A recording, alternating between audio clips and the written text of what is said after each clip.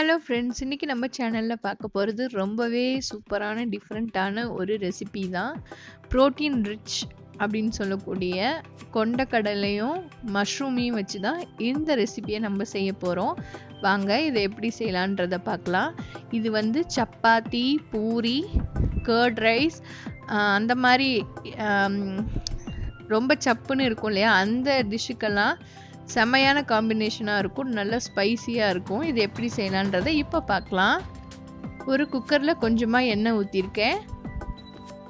எண்ணெய் சூடானதுக்கப்புறமா பட்டை, கிராம்பு, இலை, ஏலக்காய், உங்ககிட்ட சுருக்கமாக சொல்லணும்னா பிரியாணிக்கு என்னென்ன போடுவோமோ அதெல்லாம் போட்டுக்குங்க. அது நல்லா பொரிஞ்சதுக்கப்புறமா 1.5 வெங்காயத்தை நான் நீல வாக்கில் கட் பண்ணி வச்சுருக்கேன், அதை போட்டுக்கிறேன். இதை நல்லா வதக்கிக்கலாம். அதுக்கப்புறமா ஜிஞ்சர் கார்லிக் பேஸ்ட் கொஞ்சம் போட்டு வதக்கிக்கலாம்.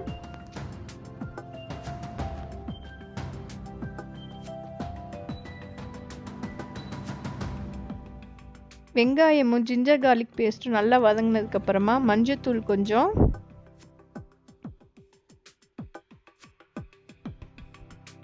மல்லித்தூள் கொஞ்சம்,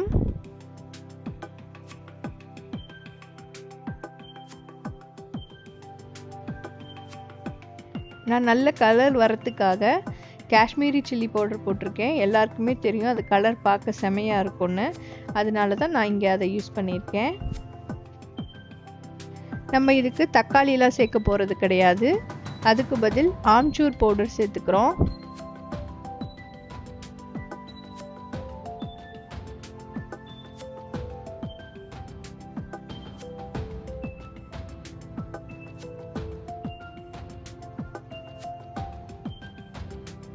இப்போ இது கூட கரம் மசாலா சேர்த்துக்கலாம்.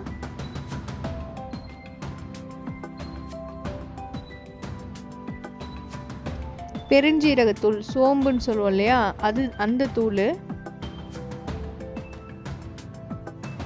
கொஞ்சமா ஜீரகத்தூள்,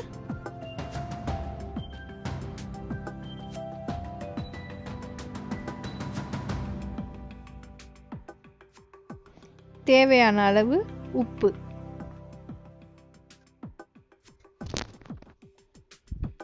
இப்போ இது கூட நான் நைட்டே ஊற வச்சுருந்த கொண்டக்கடலையை சேர்த்துக்கிறேன். இது கூடவே சிப்பிக்காளான்னு சொல்லுவாங்க, அதை போட்டுக்கிறேன். நீங்கள் எந்த மஷ்ரூம் வச்சுருந்தாலும் யூஸ் பண்ணலாம். எனக்கு இதுதான் கிடச்சிச்சு, அதனால நான் இதை யூஸ் பண்ணியிருக்கேன். நல்லா கலந்து விட்டுட்டு கொண்டக்கடலை வேகிற அளவுக்கு தண்ணி ஊற்றுங்க.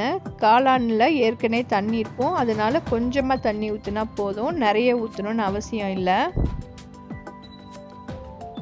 பாருங்கள், கொண்டக்கடலை வேகிற அளவுக்கு மட்டும் கொஞ்சமாக தண்ணி ஊற்றிருக்கேன். ப்ளஸ் காளான்லேருந்தும் தண்ணி வரும், அதனால தான்.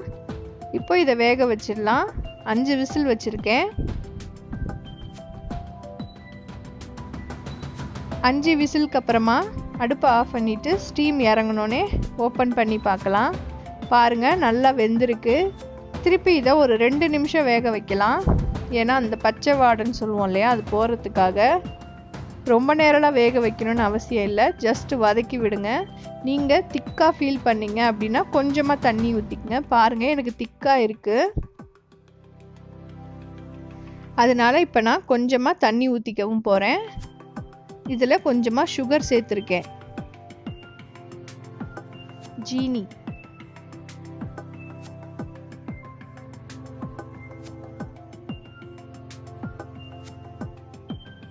இதை நல்லா கலந்து விட்டுக்கலாம். இந்த கன்சிஸ்டன்சி எனக்கு போதுமானதாக இருக்கும். ஏன்னா நான் இன்றைக்கி நைட்டு டின்னருக்கு சப்பாத்தி செய்ய போகிறேன். பூரிக்கும் இதே கன்சிஸ்டன்சி கரெக்டாக இருக்கும். நீங்கள் சாதத்துக்கெல்லாம் தொட்டுக்க போகிறீங்க அப்படின்னா கொஞ்சம் திக்காக வச்சுக்கோங்க, சூப்பராக இருக்கும். இது மேலே கொஞ்சமாக பொடியாக நறுக்கி வச்சுருக்கிற மல்லி இலையை சேர்த்துடலாம். அவ்வளோதாங்க, இப்போ சூப்பராக ரெடி ஆயிடுச்சு நம்மளோட கொண்டக்கடலை காளான் கிரேவி.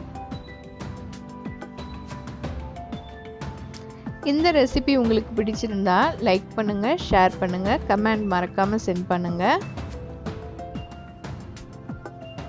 இன்னும் ஜானிஸ் கிச்சனை சப்ஸ்கிரைப் பண்ணாதவங்க சப்ஸ்கிரைப் பண்ணிக்கோங்க. தேங்க்ஸ் ஃபார் வாட்சிங்.